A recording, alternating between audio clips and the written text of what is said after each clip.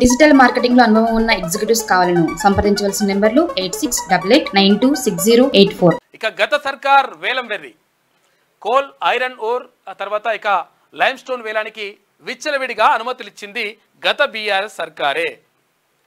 8 ఏళ్ల కిందే సున్నపురాయి గని యాక్షన్ కోసం కేంద్రానికి లేఖ రాసిండ్రు. 11 మైన్స్ను నోటిఫై చేసిన సెంట్రల్ గవర్నమెంట్ 6 గనుల వేలం కోసం పట్టుబడుతున్న కేంద్రం. అయితే ఎందుకంటే అప్పుడు లెటర్ రాసిరు కాబట్టి లెటర్ రాసిరు ఏమైందని అడుగుతూ ఉందట కేంద్ర ప్రభుత్వం. ఈ నెలాఖరుతో ముగియనున్న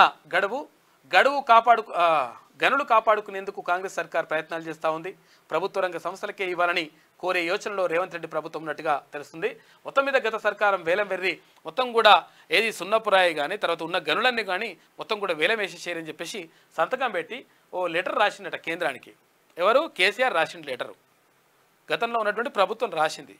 ఇప్పుడు మళ్ళీ అట్లయితుంది ఇట్లయితుందని చెప్పేసి కేటీఆర్ వచ్చి రోడ్డు మీద లొలి పెడతా ఉన్నాడు. ఇక రాష్ట్రంలో గనుల వేలంపై గత బీఆర్ఎస్ ప్రభుత్వం దాచిన అంశాలన్నీ ఒక్కొక్కటిగా బయటకు వస్తున్నాయి. 2015లోనే భూపాలపల్లి ఏరియాలోని తాడిచెర్ల బొగ్గు గనిని ఓ ప్రైవేట్ కంపెనీకి 30 ఏళ్ల పాటు కేసీఆర్ సర్కార్ లీజుకిచ్చింది. అదేవిధంగా వివిధ ప్రాంతాల్లో ఉన్న ఐరన్ ఓర్ తర్వాత లైమ్ స్టోన్ సున్నపురాయి గనుల వేలానికి విచ్చలవిడిగా అనుమతులు మంజూరు చేసింది.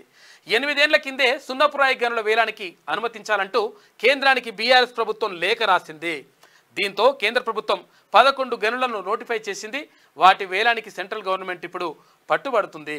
ఎందుకంటే గతంలో రాసిచ్చారు కదా మీ రాష్ట్ర ప్రభుత్వం, ఎందుకంటే బీఆర్ఎస్ ప్రభుత్వం రాసిచ్చింది, కేసీఆర్ రాసిచ్చిండు, ఇయ్యండి అని చెప్పేసి అడుగుతుంది. ఇప్పుడు వేలం వేస్తేందుకు మళ్ళీ గాడికి వేసిపోయి ఈయన మాట్లాడతారు. ఇక ఈయన ఉల్టా మాటలు మళ్ళా.